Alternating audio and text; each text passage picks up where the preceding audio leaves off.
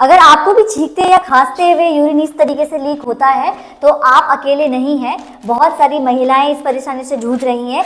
आज हम इस वीडियो में इसका सलूशन बताने वाले हैं। पहला कारण है कमजोर पेल्विक फ्लोर मसल्स का होना। दूसरा कारण है पोस्ट डिलीवरी के बाद, यानी कि जिनकी नॉर्मल डिलीवरी होती है उनकी मांसपेशियां नीचे की कमजोर हो जाती है। पहली एक्सरसाइज में कमर को स्क्वीज करके आपने जेंटली लिफ्ट करना है। आप होल्ड करेंगे 1 2 3 4 5 6 7 8 9 10 एंड देन रिलैक्स। दूसरी एक्सरसाइज में आपने कमर पे हाथ लगानी है और कमर को उठाना है ऊपर। ग्लूट्स को स्क्वीज करेंगे, होल्ड करेंगे एंड देन रिलैक्स।